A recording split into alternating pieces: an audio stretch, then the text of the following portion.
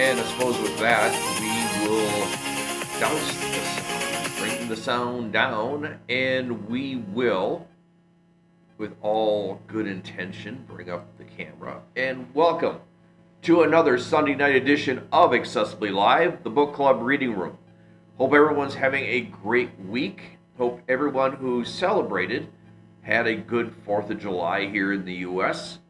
For those of my friends who are watching outside the U.S., hope everyone's having a good weekend, good week ahead whenever you guys are watching. Thank you. I am Joel K. This is the second of two shows that we do here on the channel. First one is Talk Conversation on Thursday nights. This one, we read. We read public domain books because I'm against people who try to burn and ban books. I give them a great big middle finger for doing such garbage.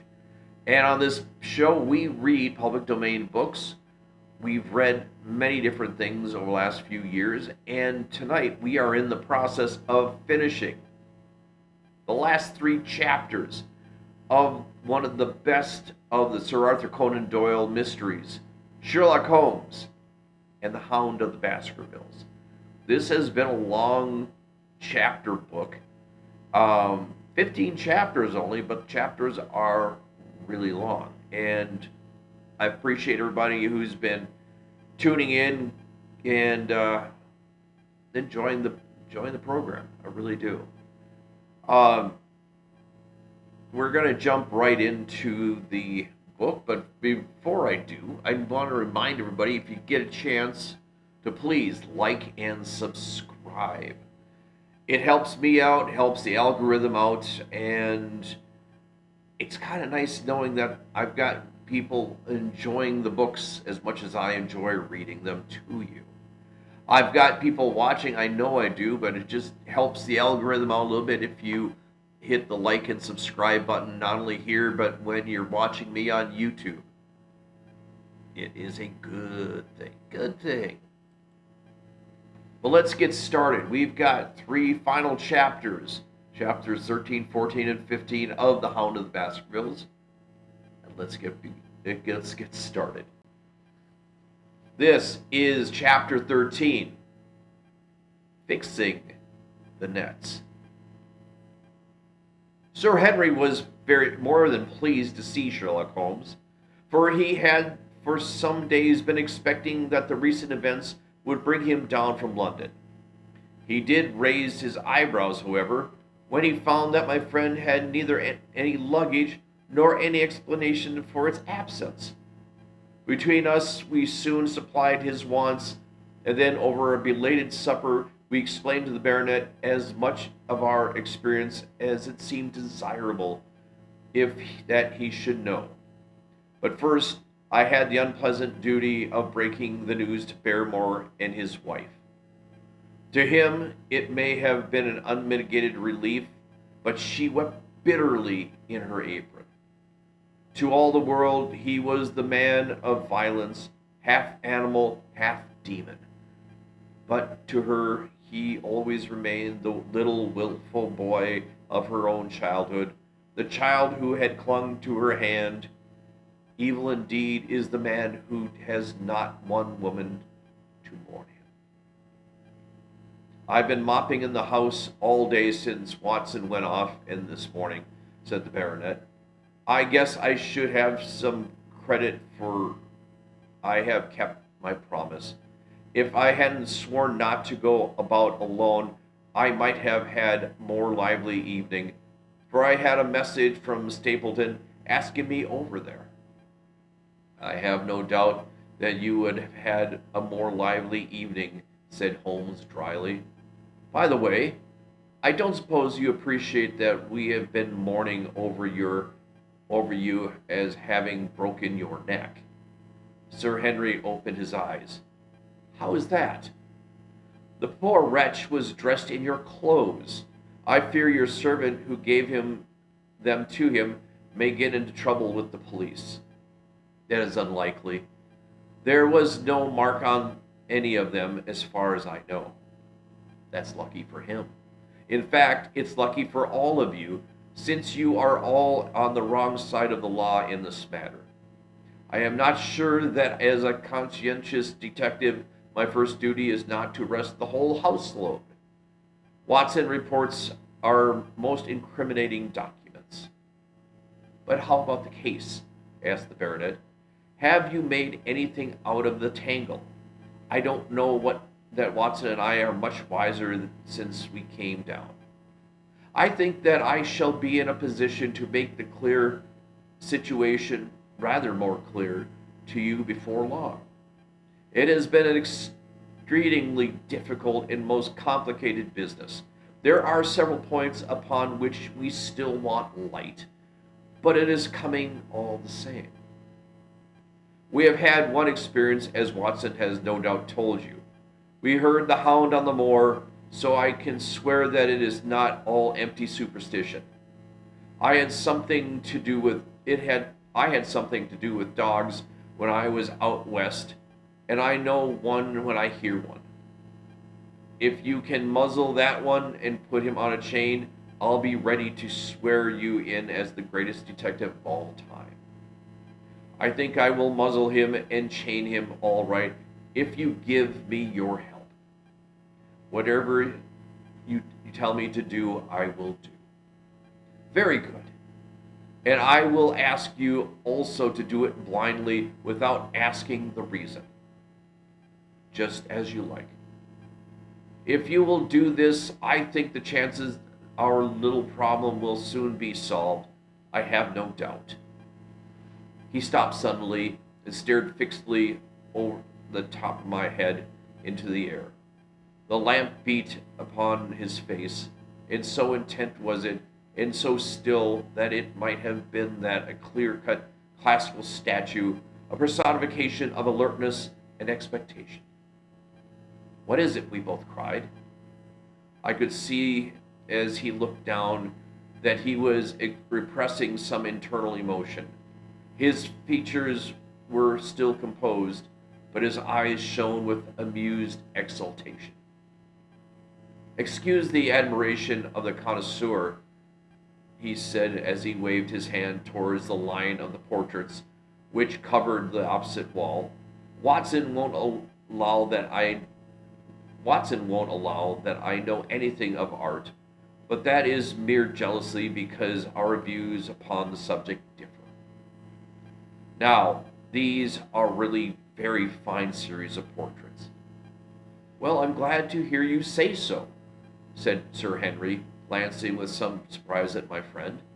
I don't pretend to know much about these things, and I'd be a better judge of a horse or a steer than of a picture. I didn't know you were fond of such things. I know what is good when I see it, and I see it now. That's a kindler, I swear. That lady in the blue silk over yonder, and with the stout gentleman with the wig, ought to be a Reynolds. They are all family portraits, I presume. Every one. Do you know the names?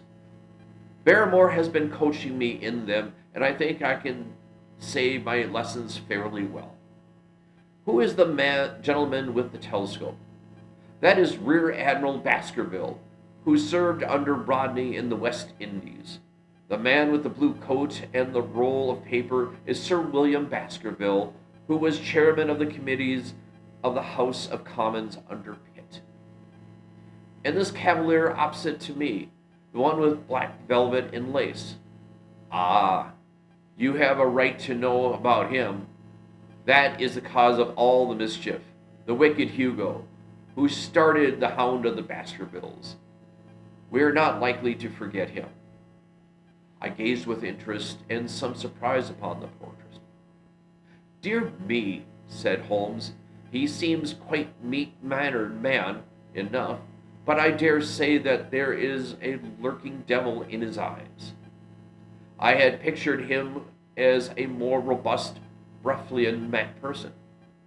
There is no doubt about the authenticity, for the name and the date, 1647, are on the back of the canvas. Holmes said little more, but the picture of the old roisterer seemed to have a fascination for him, and his eyes were continually fixed upon it during supper.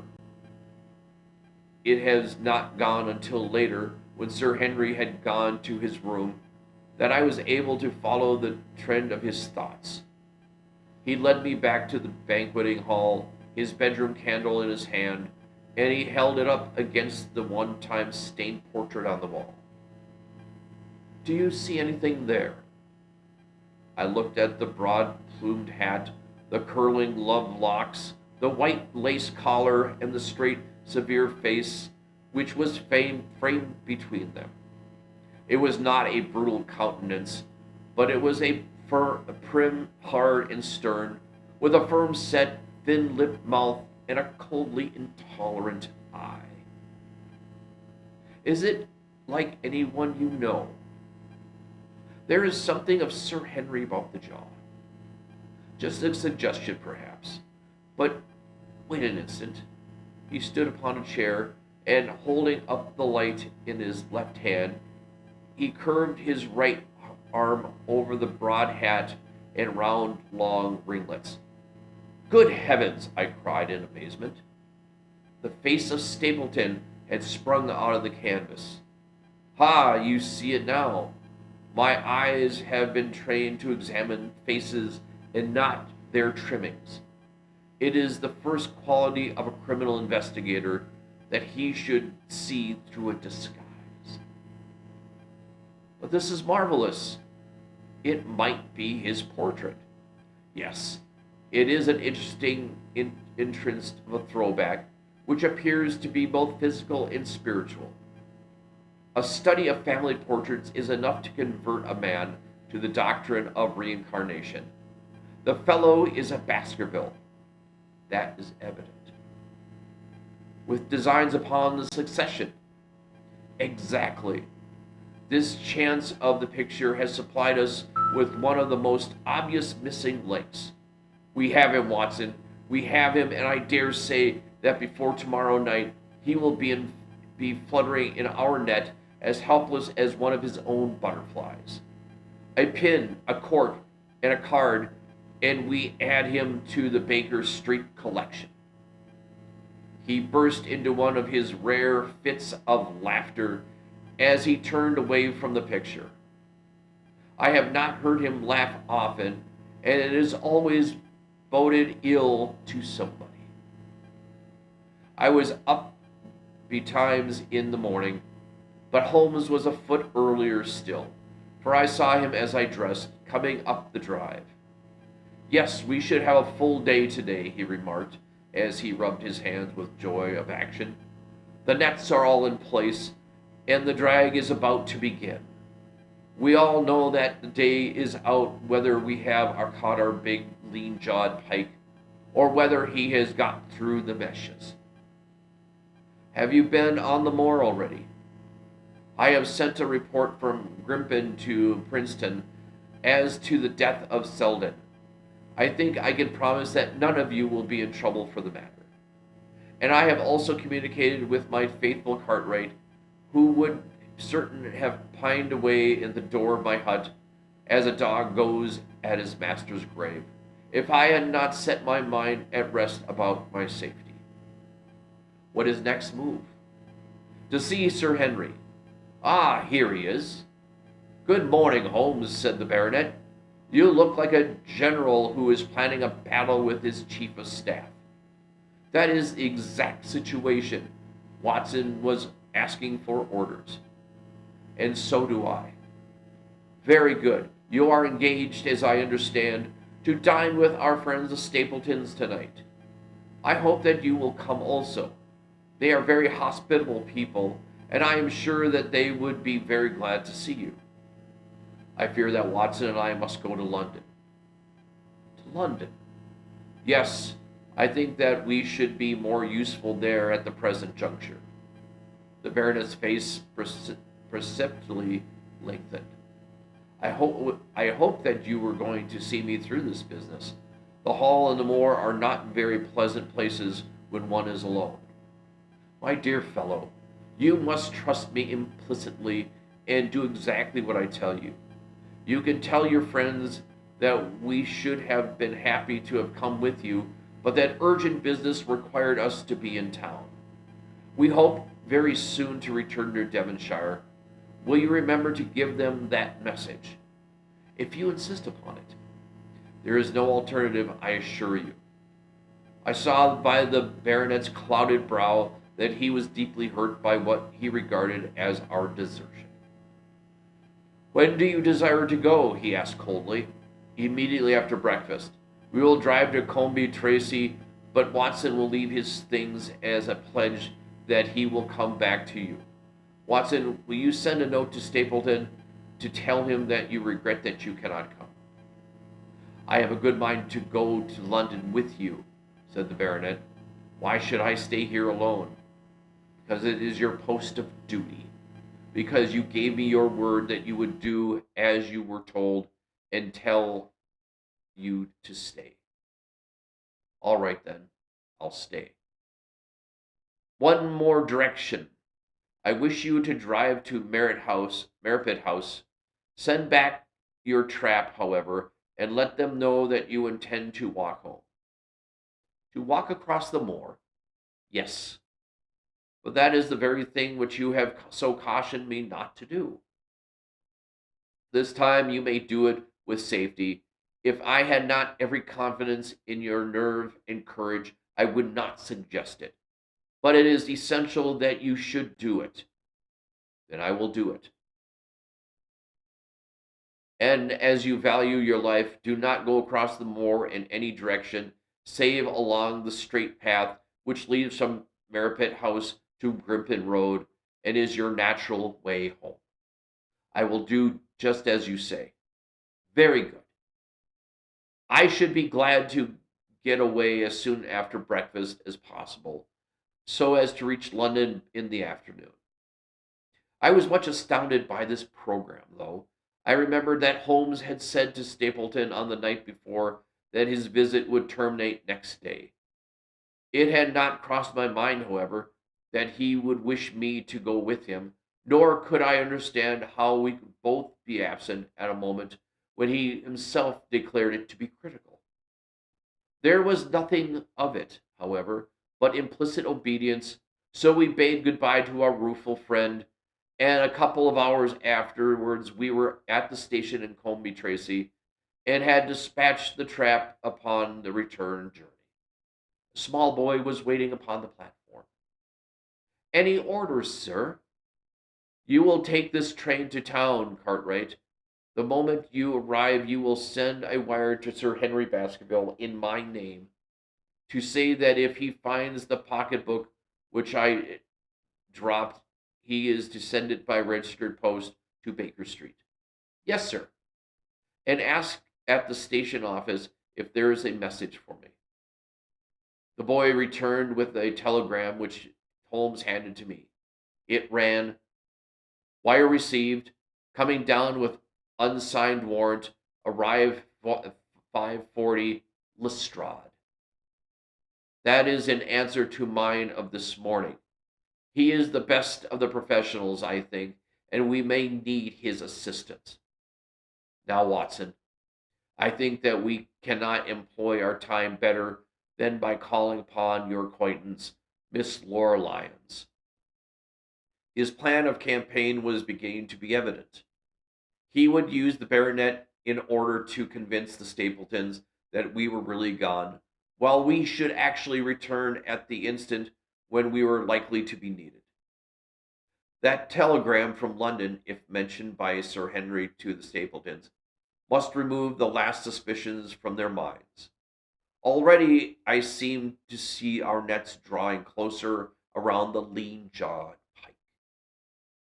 Mrs. Laura Lyons was in her office, and Sherlock Holmes opened his interview with a frankness and directness which considerably amazed her. I am investigating the circumstances which attended the death of the late Sir Charles Baskerville, he said. My friend here, Dr. Watson, has informed me that you have communicated and also of what you have withheld in connection with the matter. What have I withheld? She asked defiantly. You have confessed that you asked Sir Charles to be at the gate at 10 o'clock. We know that was the place and hour of his death. You have withheld what the connection is between these events. There is no connection. In that case, the coincidence must be indeed be an extraordinary one. But I think that we shall succeed in establishing a connection after all. I wish to be perfectly frank with you, Mrs. Lyons. We regard this case as one of murder, and the evidence may implicate not only your friend, Mr. Stapleton, but his wife as well. The lady sprang from her chair. His wife? She cried. The fact is no longer a secret. The person who has passed for his sister is really his wife. Mrs. Lyons had resumed her seat. Her hands were grasping the arms of the chair, and I saw that the pink nails had turned white with the pressure of her grip. His wife, she said again. His wife. He is not a married man. Sherlock Holmes shrugged his shoulders. Prove it to me. Prove it to me. And if you can do so, the fierce flash of her eyes said more than any words. I have come prepared to do so, said Holmes, drawing several papers from his pocket. Here's the photograph of the couple taken in York 4 years ago. It is endorsed Mr. and Mrs. Vanderleur. But you have no difficulty in recognizing him, and her also, if you know her by sight. Here are 3 written descriptions by trustworthy witnesses of Mr. and Mrs. Vandeleur, who at the time kept St. Oliver's private school. Read them and see if you can doubt the identity of these people.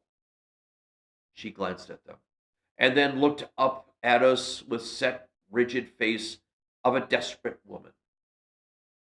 Mr. Holmes, she said, this man offered me marriage on condition that I could get a divorce from my husband. He has lied to me, the villain, in every conceivable way. Not one word of truth has ever told me.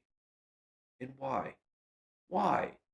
I imagined all was for my own sake, but now I see that I was never anything but a tool in his hands. Why should I preserve faith with him who never kept any with me?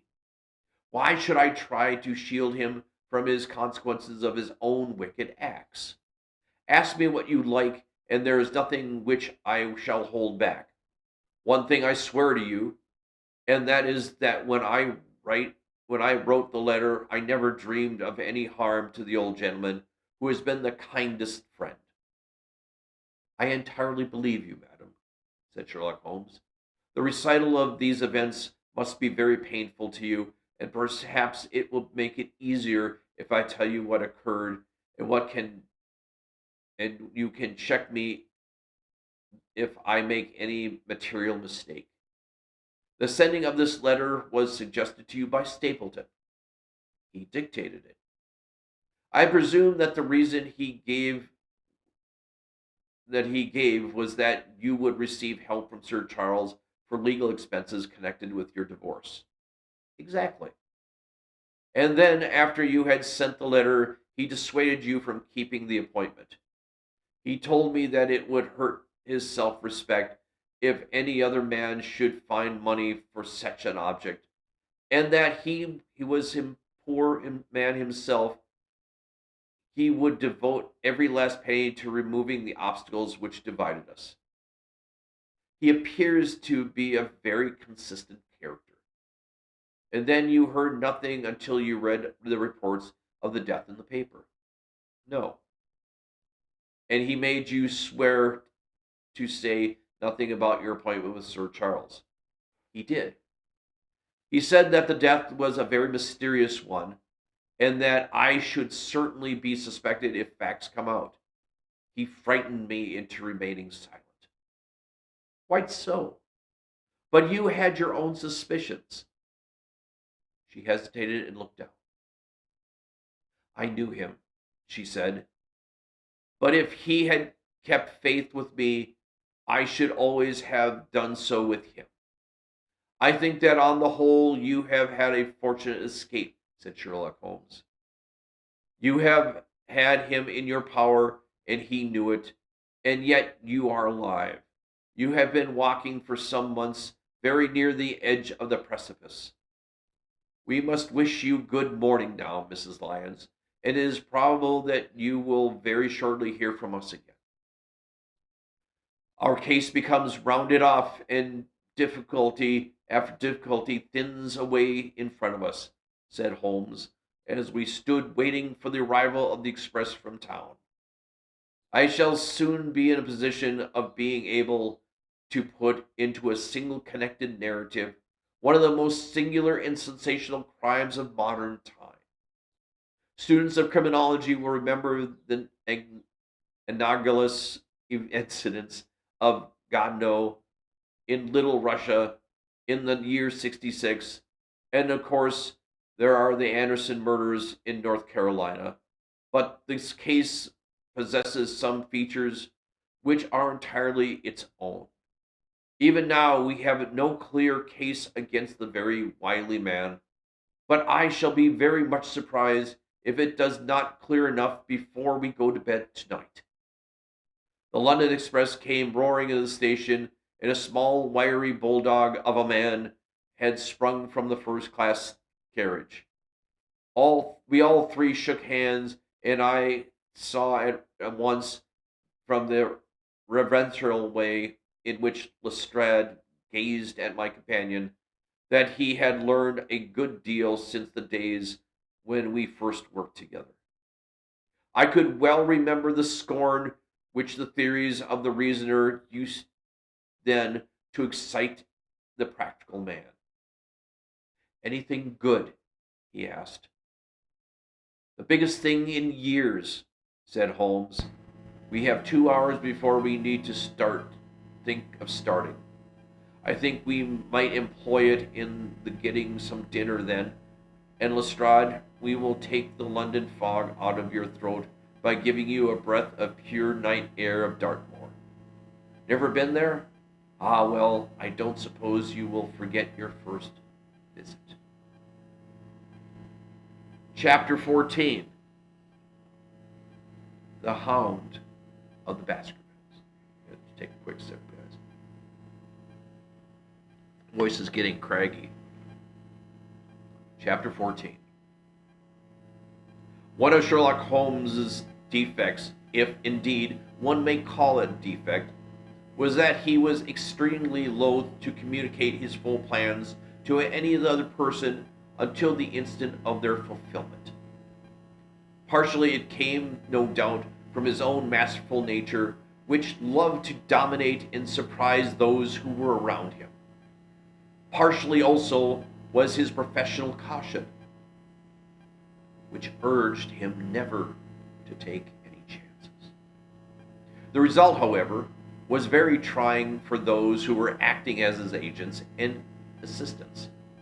I had often suffered under it, but never more than so during the long drive in the darkness. The great ordeal was in front of us. At last we were about to take our final effort, and yet Holmes had said nothing, and I could only surmise what his course of action would be. My nerves thrilled with anticipation when at last the cold wind upon our face in the dark void spaces on either side of the narrow road told me that we were back upon the moor once again. Every stride of the horses and every turn of the wheels was taking us nearer to our supreme adventure. Our conversation was hampered by the presence of a driver who was hired the wagonette, so that we were forced to talk of trivial matters when our nerves were tense with emotion and anticipation. It was a relief to me, after that unnatural restraint, when we at last passed Franklin's house and knew that we were drawing nearer to the hall and to the scene of action. We did not drive up to the door, but we got down near the gate of the avenue. The wagonette was paid off and ordered to return to Combe Tracy forthwith, while we started to walk to Merripit House. Are you armed, Lestrade? The little detective smiled. As long as I have my trousers, I have a hip pocket. And as long as I have my hip pocket, I have something in it. Good. My friend and I are also ready for emergencies. You're mighty close about this affair, Mr. Holmes. What's the game now? A waiting game. My word, it does not seem a very cheerful place, said the detective with a shiver, glancing around him in the gloomy slopes of the hill and at the huge lake of fog which lay over Grimpen Mire. I see the lights of a house ahead of us. That is Merripit House, and the end of our journey. I must request that you walk on tiptoe and not to talk above a whisper. We moved cautiously along the track as we were bound for the house, but Holmes halted us when we were about 200 yards from it. This will do, said he. These rocks upon the right make an admirable screen. We are to wait here? Yes. We shall make our little ambush here. Get into this hollow, Lestrade. You have been inside the house, have you not, Watson? Can you tell the position of the windows? What are those latticed windows at the end? I think they are the kitchen windows. And the one beyond, that shines so brightly. That is certainly the dining room. The blinds are up. You know the lay of the land best. Creep forward quietly and see that they are what they are doing. But for heaven's sakes, don't let them know that they are being watched. I tiptoed down the path and stooped below the low wall which surrounded the stunted orchard. Creeping in its shadow, I reached a point whence I could look straight through the window, straight through the uncurtained window. There were only two men in the room, Sir Henry and Stapleton. They sat with their profiles towards me on either side of the round table. Both of them were smoking cigars and coffee and wine in front of them. Stapleton was talking with animation, but the baronet looked pale and distraught. Perhaps the thought of the lonely walk across the ill-omened moor was weighing heavily upon his mind. As I watched them, Stapleton rose and left the room, while Sir Henry filled his glass again and leaned back in his chair, puffing at the cigar. I heard the creak of the door and the crisp sound of boots upon gravel. The steps passed along the path on the other side of the wall, under which I crouched. Looking over, I saw the naturalist pause at the door of an outhouse in the corner of the orchard. A key turned the lock, and as he passed, there was a curious scuffling noise within. He was only a minute or two inside, and then I heard the key turn once more, and he passed by me and re-entered the house. I saw him rejoin his guest, and I crept quietly back to where my companions were waiting to tell them what I'd seen. You say, Watson, that the lady is not there? Holmes asked when I had finished my report. No. Where can she be then, since there is no light in any other room except the kitchen? I cannot think where she is. I have said that over the great Grimpen Mire there hung a dense white fog. There was drifting slowly in our direction and banked itself up like a wall on that side of us, low but thick and well defined. The moon shone on it, and it looked like a great shimmering ice field with the heads of the distant tors as the rocks borne upon the surface. Holmes' face was turned towards it, and muttered impatiently as he watched its sluggish drift. It's moving towards us, Watson. Is that serious? Very serious indeed. The one thing upon earth which could have disarranged my plans. He cannot be very long now. It is already 10 o'clock. Our success and even his life may depend upon coming out before the fog is over the path. The night was clear and fine above us. The stars shone cold and bright, while a half moon bathed the whole scene in a soft, uncertain light.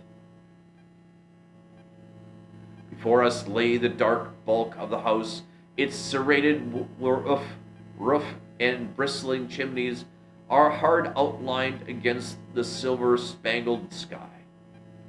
Broad bars of golden light from the lower windows stretched across the orchard and the moor. One of them was suddenly shut off. The servants had left the kitchen. There were only the lamp in the dining room where the two men, the murderous host and the unconscious guest, still chattered over their cigars. Every minute that white woolly plain, which covered one half of the moor, was drifting closer and closer to the house. Already, first thin wisps of it were curling across the golden square of the lighted window. The farther wall of the orchard was already invisible, and the trees were standing out of a swirl of white vapor. As we watched it, the fog wreaths came crawling around both corners of the house and slowly rolled into one dense bank on which the upper floor and the roof floated like a strange ship upon a shadowy sea.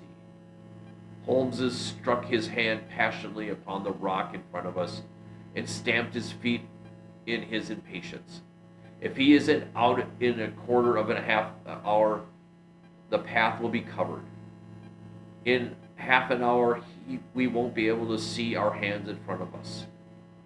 Shall we move farther back upon the high ground? Yes, I think that would be as well.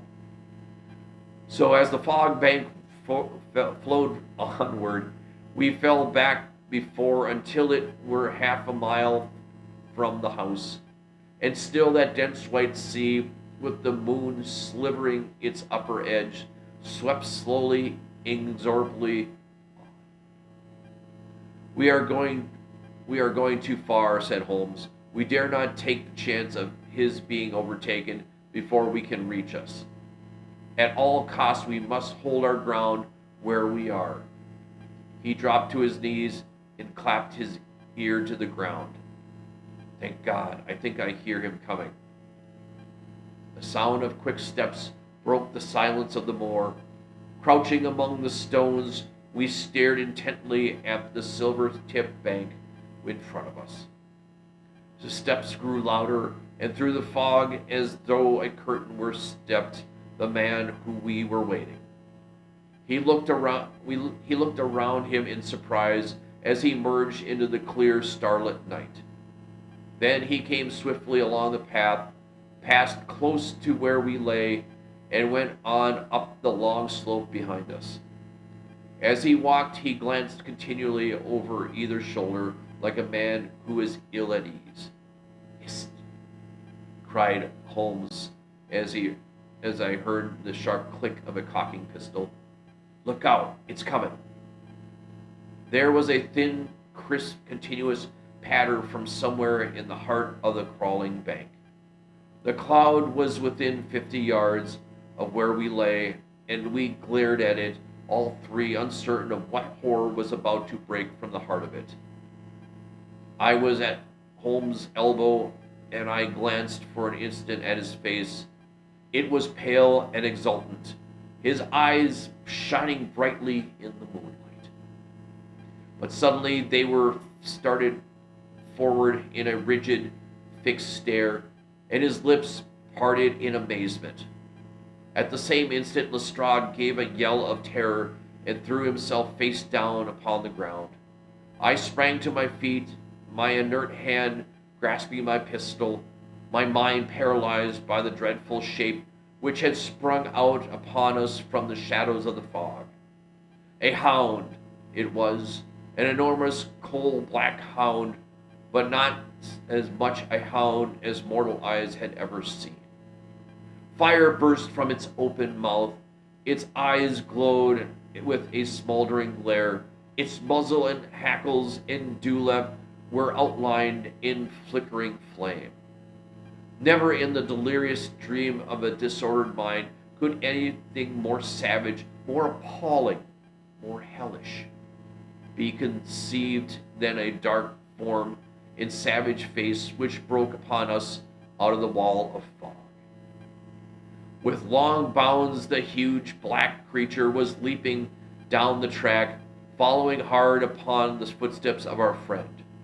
So paralyzed were we by the apparition that we allowed him to pass before we could recover our nerve. Then Holmes and I both fired together. Then the creature gave a hideous howl, which showed that at least one had hit him. He did not pause, however, but bounded onward. Far away on the path, we saw Sir Henry looking back, his face white in the moonlight, his hands raised in horror, glaring helplessly at the frightful thing which was hunting him down. But that cry of pain from the hound had blown all our fears to the winds. If he was vulnerable, he was mortal. And if we could wound him, we could kill him. Never had I seen a man run as Holmes ran that night. I am reckoned fleet of foot, but he outpaced me as much as I outpaced the little professional. In front of us, as we flew up the track, we heard a scream after scream from Sir Henry and the deep roar of the hound. I was in time to see the beast spring upon his victim, hurl him to the ground, and worrying at his throat. But the next instant, Holmes had emptied 5 barrels of the revolver into the creature's flank. With a last howl of agony and vicious snap of the air, it rolled upon its back, 4 feet pawing furiously, and then fell limp upon its side. I stooped panting, and pressed my pistol to the dreadful shimmering head. But it was useless to press the trigger. The giant hound was dead. Sir Henry lay insensible where he had fallen. We tore away his collar, and Holmes breathed a little prayer of gratitude when we saw that there was no sign of a wound and that the rescue had been in time. Already our friend's eyelids shivered, and he made a feeble effort to move. Lestrade thrust his brandy flask between the baronet's teeth, and the 2 frightened eyes were looking up at us. "My God," he whispered, "what was that? What in heaven's name was it?" "It's dead, whatever it is," said Holmes. "We laid the family ghost once and forever." In mere size and strength, it was a terrible creature which was lying stretched before us. It was not a pure bloodhound, and it was not a pure mastiff, but it appeared to be a combination of the two. Gaunt, savage, and as large as a small lioness. Even now, in the stillness of death, the huge jaws seemed to be dripping with the bluish flame, and the small, deep-set, cruel eyes were ringed with fire. I placed my hand upon the glowing muzzle, and as I held them there, my own fingers smoldered and gleamed in the darkness. "Phosphorus," I said. "A cunning preparation of it," said Holmes, sniffing at the dead animal. "There is no smell which might have interfered with his power of scent. We owe you a deep apology, Sir Henry, for having exposed you to this fright. But I was prepared for a hound, but not for such a creature as this, and the fog gave us little time to receive him. You have saved my life.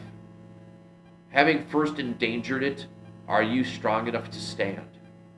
Give me another mouthful of that brandy, and I shall be ready for anything.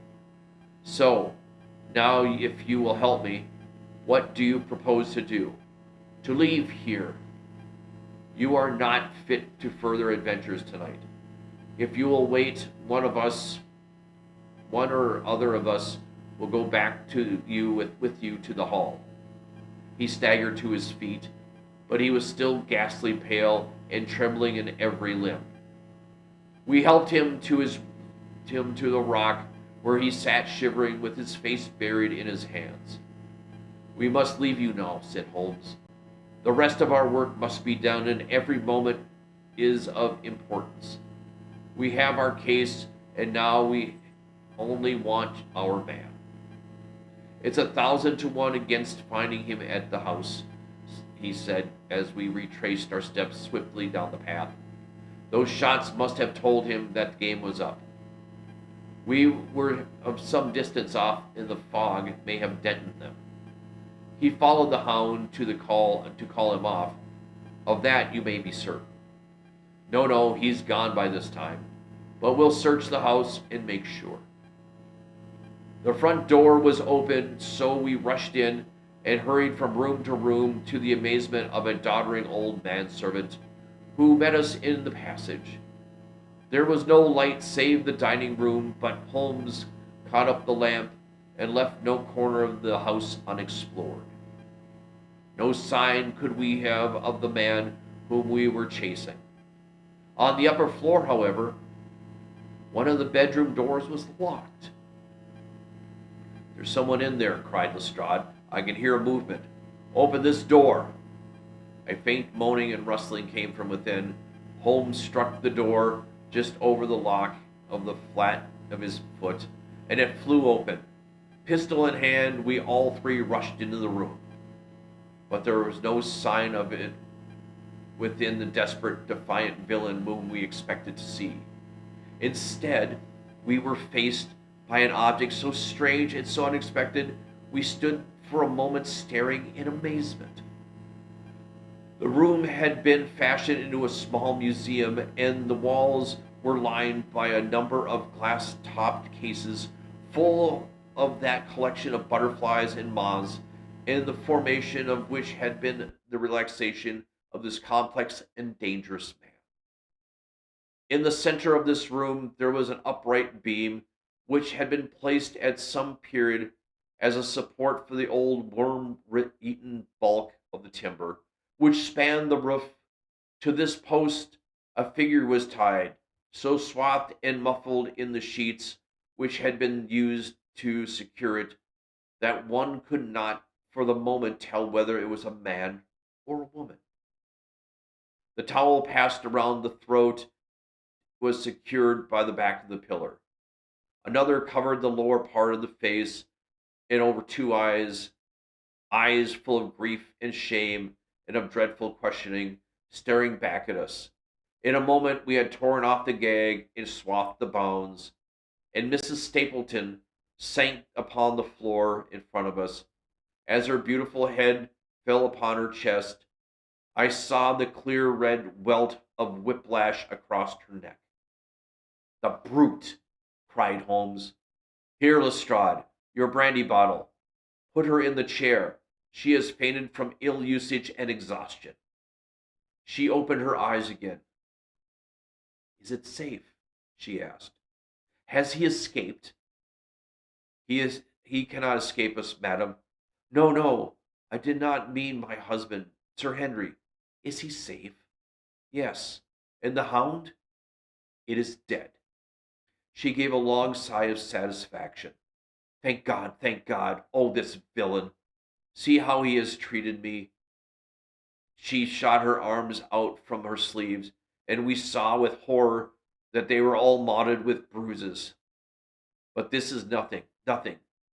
It is my mind and soul that has tortured and defiled. I could endure it all, ill usage, solitude, a life of deception, everything, as long as I could, till I cling to hope that I had his love. But now I know that this was also all his dupe and his tool." She broke into passionate sobbing as she spoke. "You bear him no good will, madam," said Holmes. "Tell us, then, where we shall find him. If you have ever aided him in evil, help us now and so atone." "But there is but one place where he can have fled," she answered. "There is an old tin mine on the island in the heart of the mire. It was there that he kept his hound, and there that he made preparations so that we might have refuge. That is where he would fly. The fog bank like white wool against the window. Holmes held the lamp towards it. See, said he, no one could find his way in Grimpen Mire tonight. She laughed and clapped her hands. Her eyes and teeth gleamed with fierce merriment. He may find his way in, but never out, she cried. How can he see the guiding wands tonight? We planted them together, he and I, to mark the path through the mire. Oh, if I could only have plucked them out today, then indeed you would have had him at your mercy. It was evident to us that all pursuit it was in vain until the fog had lifted. Meanwhile, we left Lestrade in possession of the house, while Holmes and I backed with the baronet to Baskerville Hall. The story of the Stapletons could no longer be withheld from him, but he took the blow bravely when he learned the truth about the woman whom he had loved. But the shock of the night's adventures shattered his nerves, and before morning he lay delirious in high fever under the care of Dr. Mortimer. The two of them were destined to travel together around the world before Sir Henry had become once more the hale, hearty man that he had once been before he became master of the ill-omened estate. And now I came rapidly to the conclusion of this singular narrative, in which I have tried to make the reader share those dark fears and vague surmises which clouded our lives so long and ended in such a tragic manner. On the morning after the death of the Hound, the fog had lifted and we were guided by Mrs. Stapleton to the point where we could find a pathway through the bog. It helped us to realize the horror of the woman's life when we saw the eagerness and joy with which she laid us on her husband's track. We left her standing upon a thin peninsula of firm, peaty soil, which tapered out into the widespread bog. From the end of it, a small wand planted here and there, showing the path zigzagged from tuft to tuft of rushes among those green scum pits and the foul quagmires which barred the way to the stranger. Rank reeds and lush, slimy water plants sent an odor of decay and a heavy miasmatic vapor into our faces, while the false step plunged us more than once thigh deep into dark, quavering mire, which shook for yards in soft undulations around our feet. Its tenuous grip plucked at our heels as we walked, and when we sank into it, it was as if some malignant hand was tugging us down into the obscene depths so grim and purposeful. It was the clutch in which it held us. Once only we saw the trace of someone had passed that perilous way before us. From amid the tuft of cotton grass which bore it up of the slime, some dark thing was projecting. Holmes sank to his waist as he stepped from the path to seize it, and we had not been there to drag him out, he could have never have set foot upon firm land again. He held an old black boot in the air. Myers, Toronto, was printed on the leather inside. It is worth a mud bath, said he. It is our friend Sir Henry's missing boot, thrown there by Stapleton in his flight. Exactly. He retained it as his hand was using it to set the Hound upon the track. He fled when he knew the game was up, still clutching it, and he hurled it away at the point of his flight. We know at least that he came so far in safety.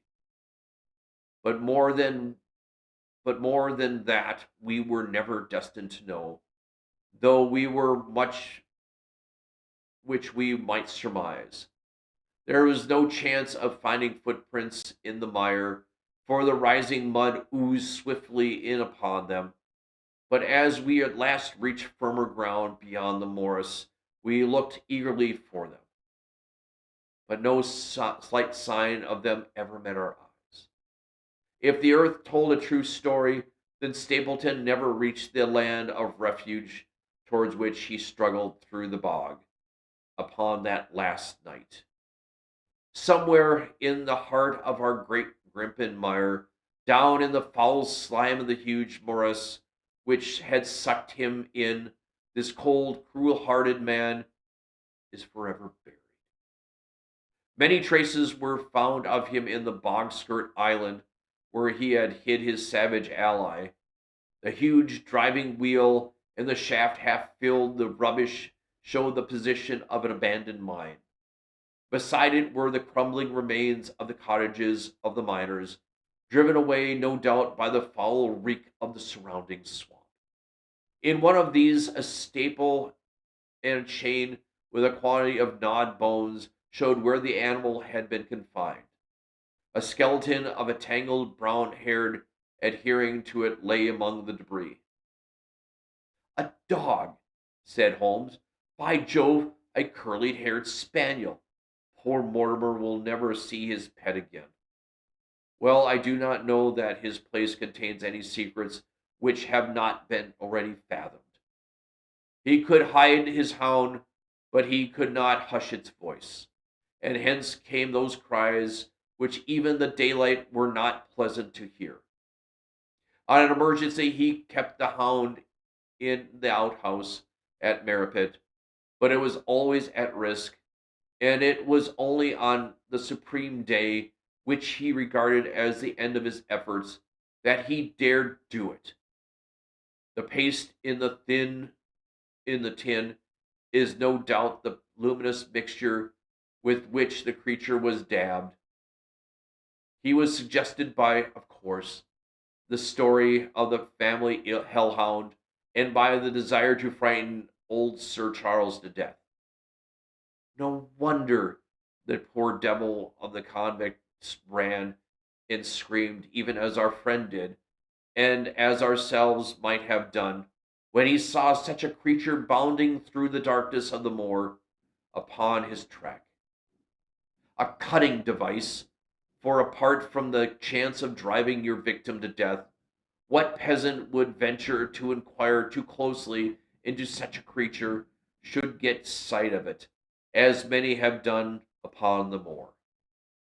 I said it in London, Watson, and I say it again now, that never yet have we helped to hunt down a more dangerous man than he who is lying yonder.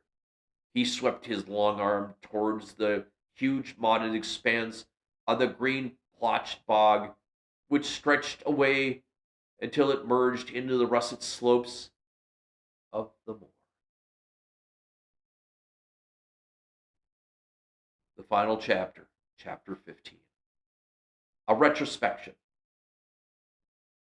It was the end of November, and Holmes and I, upon a raw, foggy night, on either side of a blazing fire in our sitting room in Baker Street. Since the tragic upshot of our visit to Devonshire, he has been engaged in two affairs of the utmost importance, in the first of which he had exposed the atrocious conduct of Colonel Upwood in connection with the famous card scandal of the Nonpareil Club, while in the second he had defended the unfortunate Mademoiselle Montpensier from the charge of murder which hung over her in connection with the death of her stepdaughter, Millet. Carrere, the young lady who, as will be remembered, was found 6 months later alive and married in New York. My friend was in excellent spirits over the success by which a succession of difficulties had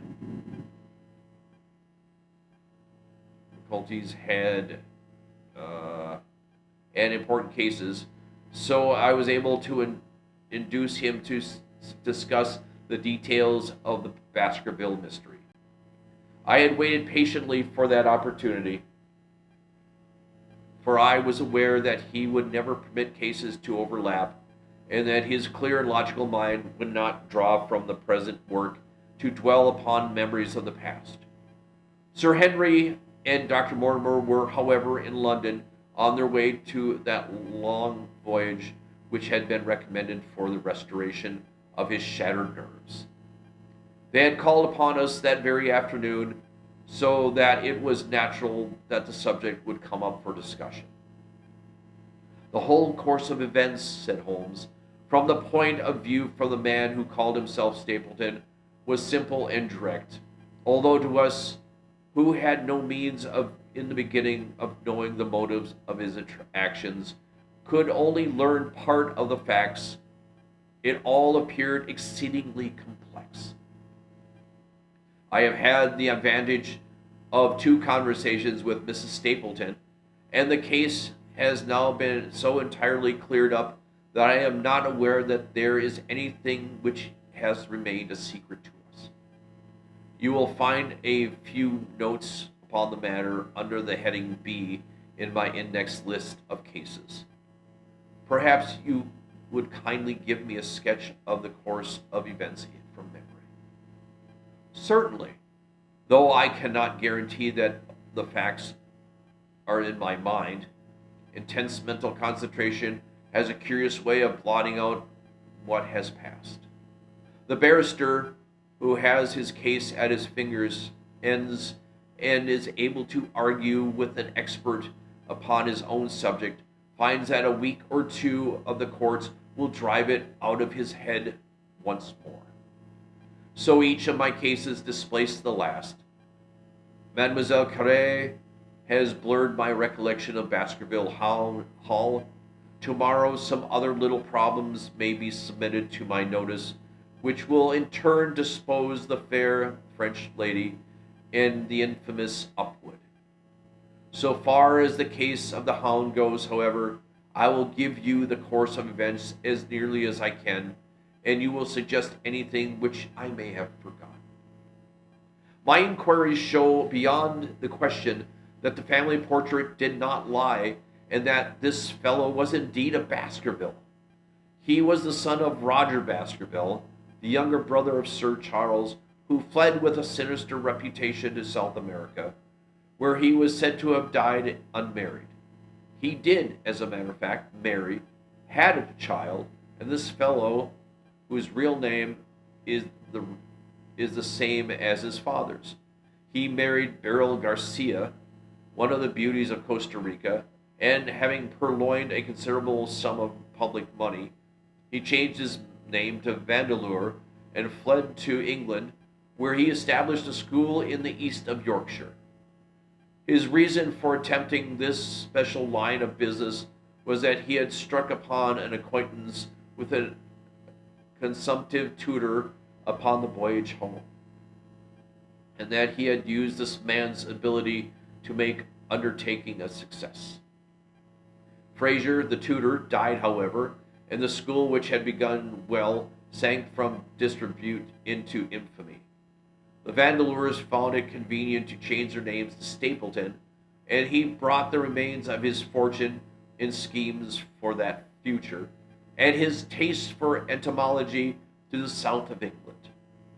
I learned at the British Museum that he was a recognized authority upon the subject, and that the name Vandeleur was permanently attached to certain moths which had, in his Yorkshire days, been the first to describe.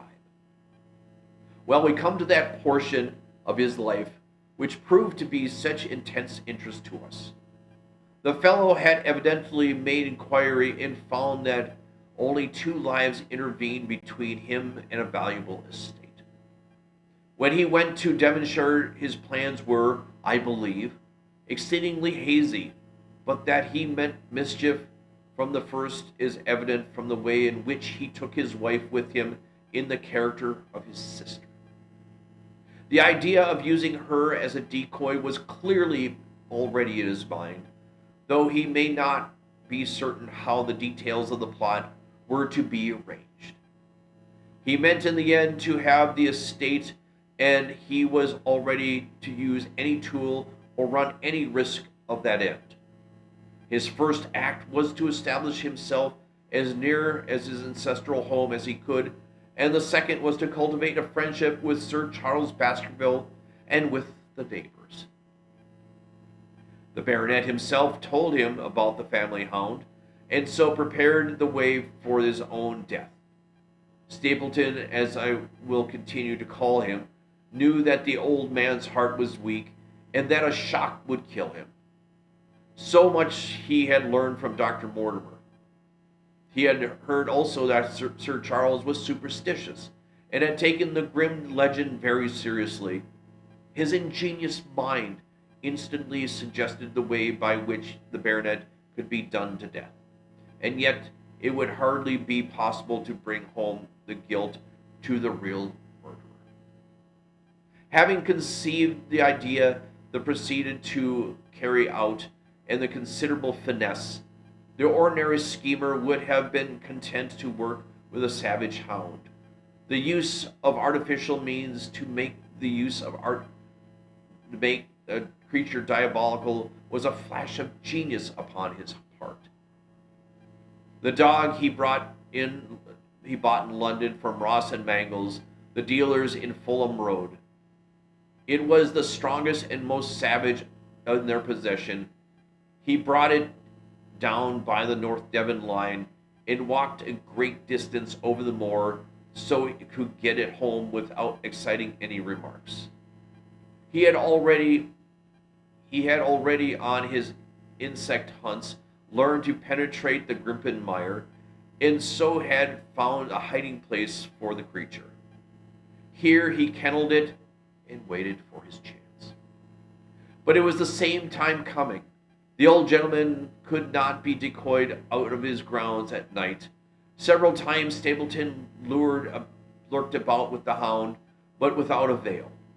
It was during these fruitless quests that he, or rather his ally, was seen by peasants, and that the legend of the demon dog received new confirmation. He had hoped that his wife might lure Sir Charles to his ruin, but here she proved unexpectedly independent. She would not endeavor to entangle the old gentleman into a sentimental attachment which might deliver him over to his enemy. Threats and even, I'm sorry to say, blows refused to move her. She would have nothing to do with it, and for a time Stapleton was at a deadlock. He found a way out of his difficulties through a chance that Sir Charles had conceived a friendship for him, made him the minister of his charities, and in the case of this unfortunate woman, Mrs. Laura Lyons. By representing himself as a single man, he acquired complete influence over her and gave her to understanding that in evidence of her obtaining a divorce from her husband, he would marry her. His plans were suddenly brought to a head by his knowledge that Sir Charles was about to leave the hall on advice of Dr. Mortimer, with whose opinion he must pretend to coincide. He must act at once, or his victim might get beyond his power. He therefore put pressure upon Miss Lyons to write this letter imploring the old man to give her an interview on the evening before his departure for London. He then, by a specious argument, prevented her from going, and so had the chance on which he had waited. Driving back in the evening from Combe Tracy, he was in time to get his hound, to treat it with his infernal paint, to bring the beast around to the gate, at which he reasoned to expect that he would find the old man waiting. The dog, incited by his master, sprung over the wicket gate, pursued the unfortunate baronet, who fled screaming down the yew alley.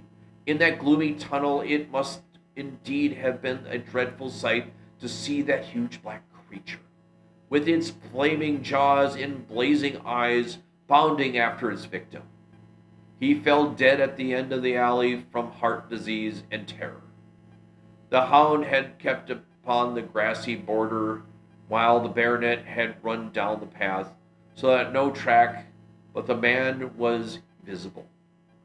On seeing him lying still, the creature had probably approached to sniff him, but found him dead and turned away again. It was then that it was left a print which was actually observed by Dr. Mortimer. The Hound was called off and hurried away to its lair in Gripen Mire, and a mystery was left which puzzled the authorities, alarmed the countryside, and finally brought the case within the scope of our observation. So much for the death of Sir Charles Baskerville. You perceive the devilish cunning of it, for really it would be almost impossible to make a case against the real murderer. His only accomplice was one who could never give him away, and the grotesque, inconceivable nature of the device only served to make it more effective. Both of the women concerning in the case, Mrs. Stapleton and Mrs. Laura Lyons, were left with a strong suspicion against Stapleton. Mrs. Stapleton knew that he had designs upon the old man and also of the existence of the Hound. Mrs. Lyons knew neither of these things, but had impressed by the death occurring at the same time of the uncancelled appointment, which was only known to him. However, both of them were under the influence and had nothing to fear. The first half of his task was successfully accomplished, but the more difficult still remained. It is possible that Stapleton did not know the existence of an heir in Canada. In any case, he would soon learn it from his friend Dr. Mortimer, and he was told by the latter all details about the arrival of Sir Henry Baskerville. Stapleton's first idea was that this young stranger from Canada might possibly be done to death in London without coming down to Devonshire at all. He distrusted his wife ever since she had refused to help him in the laying a trap for the old man, and he dared not leave her long out of his sight for fear he should lose his influence over her. It was for this reason that he took her to London with him. They lodged, I find, at the Mexborough Private Hotel in Craven Street, which was actually one of those which called upon my agent to search for evidence. Here he kept his wife imprisoned in her room, while he, disguised as a bearded, followed Dr. Mortimer to Baker Street and afterwards to the station and to the Northumberland Hotel. His wife had some inkling of his plans, but she had such fear of her husband, a fear founded upon brutal ill treatment, that she dared not write to warn the man whom she knew to be in danger. If the letter should fall into Stapleton's hands, her own life would be not safe. Eventually, as we all know, she adopted the expedient of cutting out the words which would form the message, and addressing the letter in disguised hand, it reached the baronet and gave him the first warning of danger. It was very essential for Stapleton to get some article of Sir Henry's attire. In the case that he was driven to use the dog, he might always have the means of setting him upon the track. The characteristic promptness and the audacity which he set about at once, and we cannot doubt the boots or the chambermaid of the hotel was well bribed to help him in his design. By chance, however, the first boot was pre-occurred for him with a new one, and therefore useless for his purpose.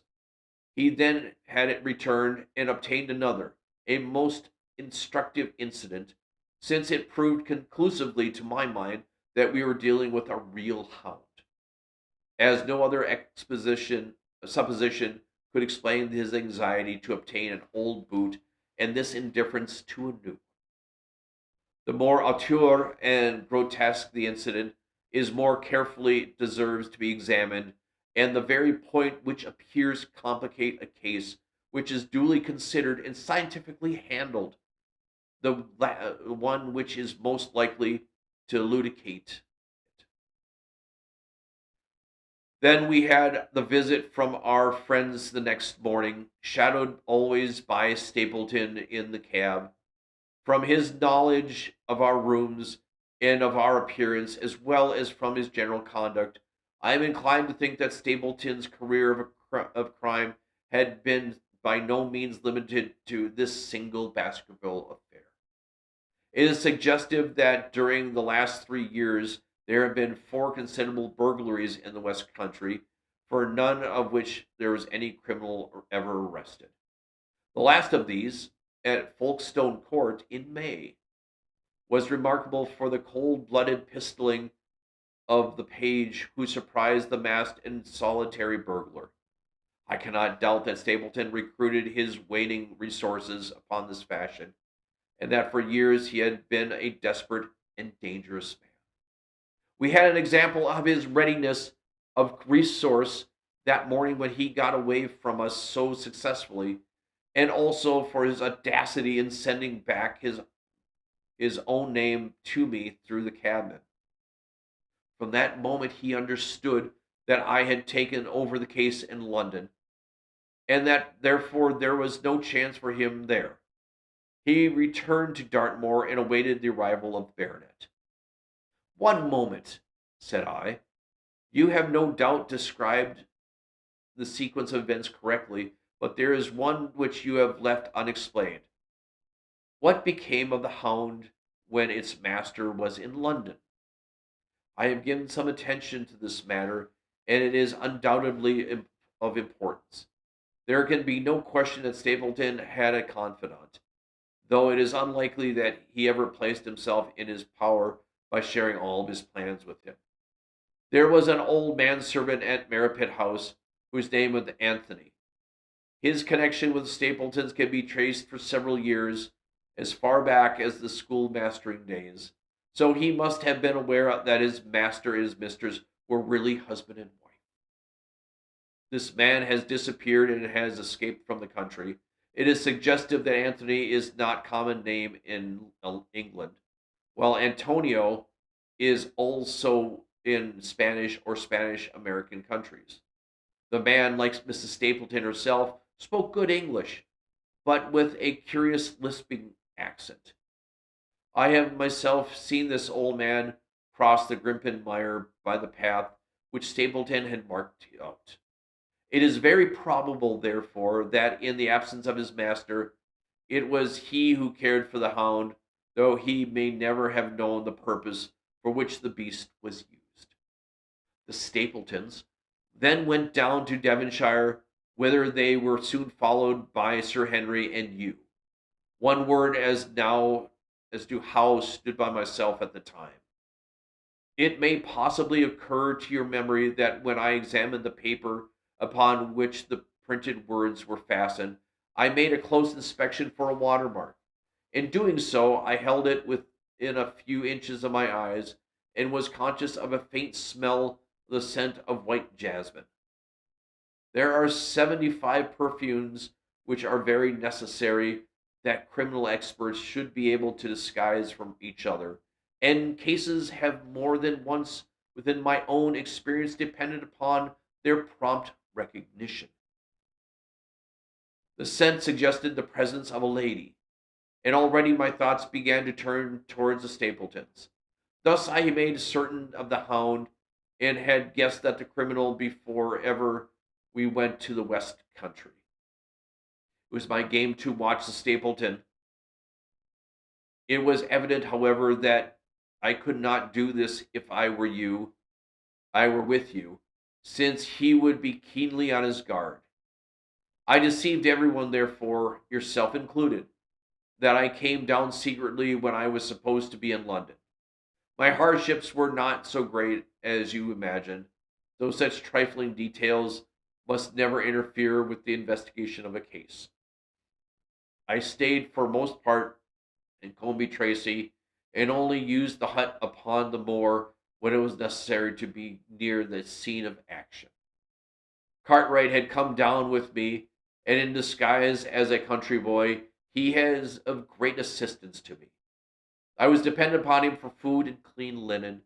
While I was watching Stapleton, Cartwright was frequently watching you, so that I was able to keep my hand upon all the strings.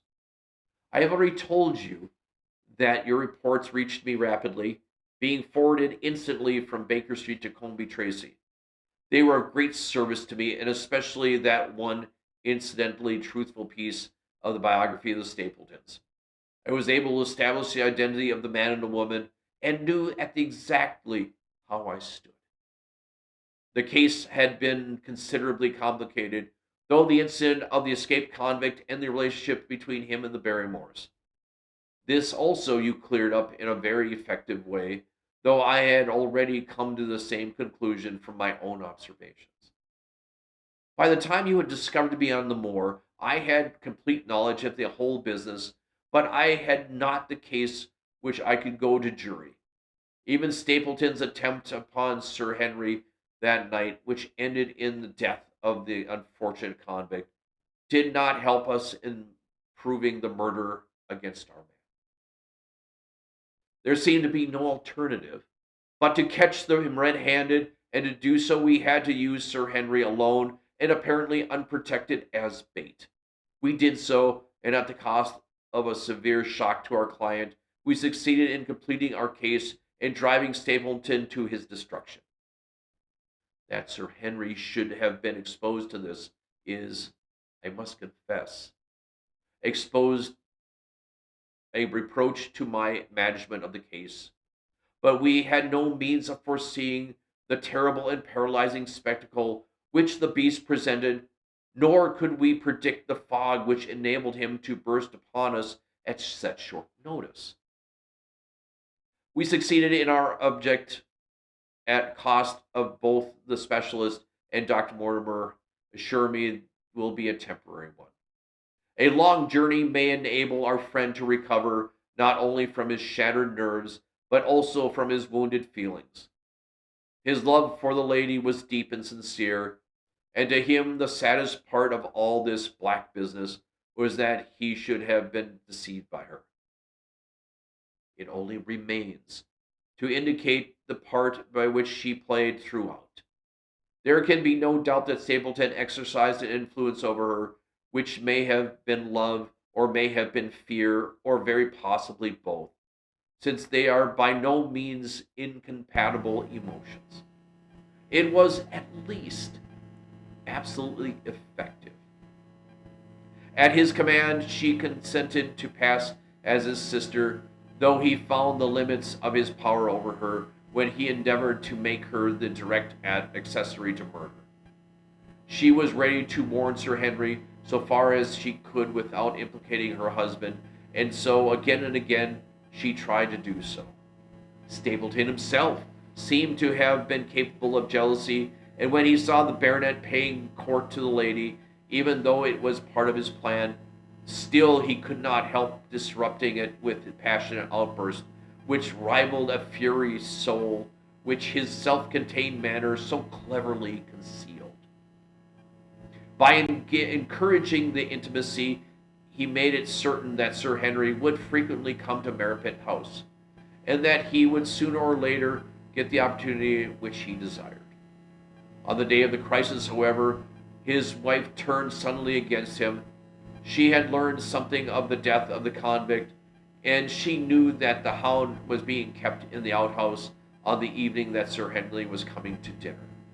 She taxed her husband with his intended crime, and a furious scene followed by which showed her for the first time that she had been a rival for his love. Her fidelity turned in an instant to bitter hatred, and he saw that she would betray him. He tied her up, therefore, and that she might have no chance of warning Sir Henry, and hoped, no doubt, that when the whole countryside put down the baronet's death to the curse of the family, they would certainly do, and he could win his wife back to accept an accomplished fact, and keep silent upon which she knew. In this, I fancy, that any case would have been a miscalculation, and that if it had been not, his doom would nonetheless have been sealed. A woman of Spanish blood does not condone such an injury so slightly. And now, my dear Watson, without referring to my notes, I cannot give you a more detailed account of this case. I do not know that anything essential has been left unexplained. He could not hope to frighten Sir Henry to death, as he had done the old uncle with his bogey hound. The beast was a savage, and half starved. If its appearance did not frighten its victim to death, at least it would paralyze the resistance from which it offered. No doubt. There only remains one difficulty. If Stapleton went into succession, how could the explanation the fact that he, the heir, had been living unannounced under another name so close to the property? And how could he claim it without causing suspicion and inquiry? It's a formidable difficulty, and I fear that you ask too much when you expect me to solve it. The past and the present are within the field of my inquiry, but what a man may do in the future is a hard question to answer. Mrs. Stapleton has heard her husband discuss the problem on several occasions. There were three possible courses. He might claim the property from South America, establish his identity before the British authorities there, and so obtain the fortune without ever coming to England at all. Or he might adopt an elaborate disguise during the short time that he needed to be in London. Or again, he might furnish an accomplice with the proofs and papers, putting him in as heir and retaining the claim upon some proportion of his income. We cannot doubt, from what we know of him, that he would have found some way out of the difficulty. And now, my dear Watson, we have some weeks of severe work, and for one evening, I think, we may turn our thoughts to more pleasant channels. Epochs of les Huguenots. Have you heard the Desriacs? I might trouble you then to be ready in a half hour, and we can stop at Marcini's for a little dinner on the way. The end. That is the conclusion of the Sherlock Holmes mystery, written by Sir Arthur Conan Doyle, The Hound of the Baskervilles.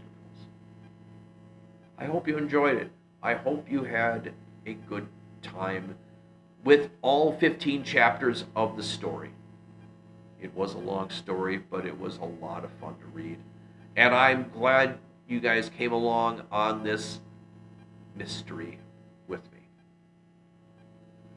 I want to remind everybody that when you get a chance to please like and subscribe.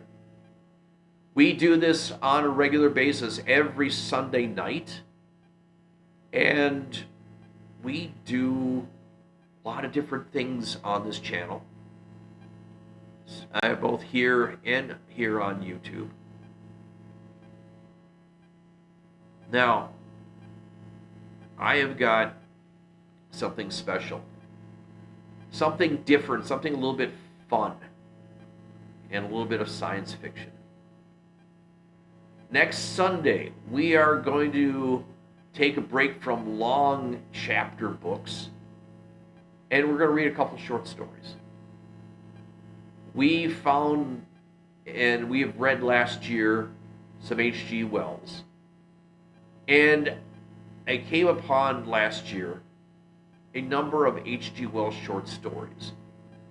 And I found two that I reread the other day that I want to make a part of the show. So next week, we have some short stories. Next week, two short stories from the great science fiction author H.G. Wells. The first one, The Strange Orchid. And then the second, The Argonauts of the Air. This will be next week as part of Accessibly Live. I am Joel K. This is the email. Give me a yell when you get a chance. JoelK_OG@Comcast.net. Let me know where you guys are watching from. I appreciate you watching. We are still looking at possibly a new email that should be coming about August 1st. I'll give you guys more information about that later. But as we do with the Thursday show, I have a final quote for the evening. And this is from me to you and for all the people you have in your lives.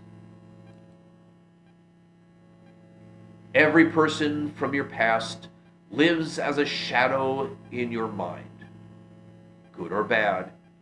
They have all helped you write the story of your life and shape the person you are today.